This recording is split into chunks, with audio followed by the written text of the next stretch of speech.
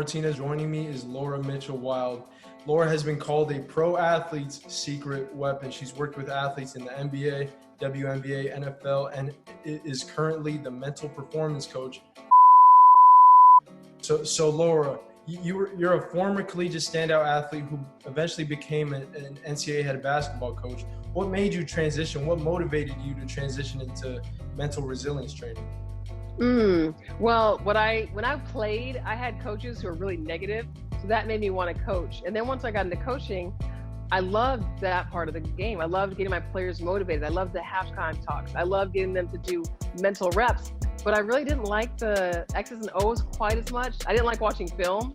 Like, there is no place for a person to be a coach if you don't like film. So I had to leave. Yeah, of course. So you've talked about athletes having 5 distinct bodies and the need, to strengthen and refine all of them. What are those exercises that athletes should do to get all of their bodies in the zone and prepare for, to optimize performance?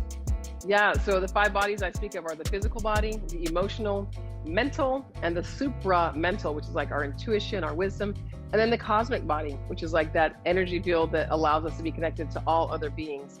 So the best way to get all these bodies in alignment is through breathing exercises. And I always say through meditation, because if you do it through meditation and breathing, it actually is what allows your soul to connect with your physical body, because they're not separate, right? All of these parts of us should be in a sense of alignment. They should all feel connected and in a state of oneness.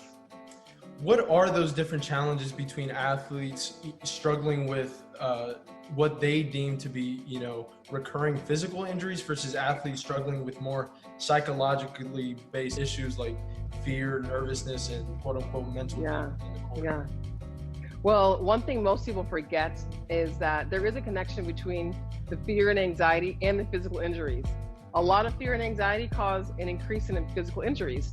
And if an athlete is injured physically, the physical body has a very hard time finding an injury for itself. It requires help from the emotional body and the mental body. Sometimes there's an environmental issue like a chemical problem or a supplemental problem, but most injuries are caused by an out of balance emotional body or by bad thinking.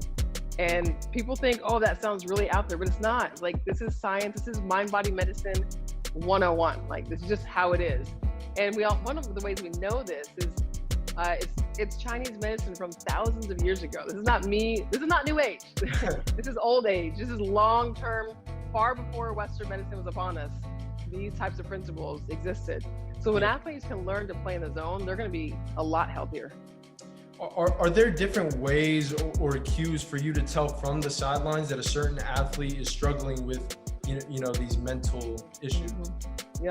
Yeah, for me, it's body language and the physical actions. Like, after a shot is missed, like, if it's a baseball pitcher, it's really easy to see. I have a couple of baseball pitchers I work with. I can watch after the pitch how they act. I can watch how long it takes them for the next pitch, or how they look when they walk off between innings. Is their chin up? Is it up? Is it down? Are their shoulders hunched? Like, how are they feeling? For a basketball athlete, things happen quickly. So basketball players usually go up and down really quickly from one play to the next. They're up, they're down, they're up, they're down. I look at what they do on the bench a lot when they get out of the game. That can help me to understand where they are.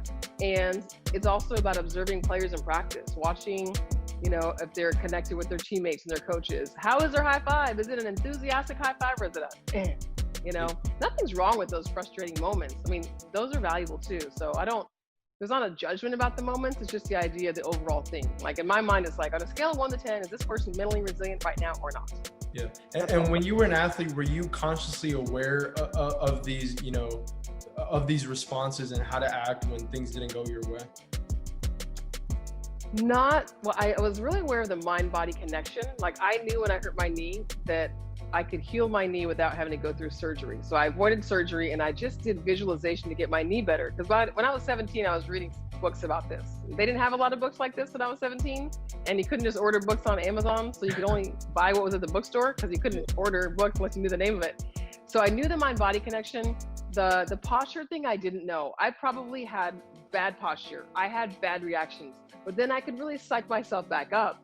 I didn't know how to get in the zone on command, but I did know how to recover pretty quickly. One thing I didn't do is recover well from a coach who was negative. but I did recover from my own mistakes. But if my coach yelled at me, then I had a hard time recovering. After working in this field for some time and working for a professional team for that matter, are you optimistic or confident that teams going forward will dedicate more focus and attention and resources towards mental fitness just as much as they do physical fitness? Well, you said, am I optimistic or confident? Yes and no.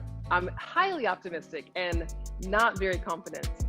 Because one thing, people say things like, oh, the stuff Phil Jackson did, that's old stuff. I go, well, no, it's relevant, but Phil Jackson got older. He left the game and took it with him, and no one really stepped in as a disciple of this stuff. Phil Jackson would have players in the middle of the floor the day before a game in their socks meditating and breathing. Well, it worked. He won 11 rings. So why we've forgotten that, why I'm somehow this person bringing in new stuff, I have no idea. It's interesting to me that people have forgotten very quickly who the most successful guy is and what he did. I think people don't like the idea of being vulnerable. So I'm not very confident because the fact that we're still, the only, I think 10 to 12 teams in the NBA have mental performance coaches. Everyone's got a psychologist, but mental performance is often overlooked. And oftentimes they'll combine mental performance with a team with sports psychology, and they actually aren't the same. They do a good job when they're separate because they overlap, but they're not one and the same. And if you're going to combine them, then there should be two different people. So athletes have a person they can talk to who they don't think of as a shrink getting into their heads, because athletes are very, very sensitive about that kind of stuff. Yeah. Well, thank you so much for your insight and for joining me today. Good luck going forward. And again, thank you for joining me today.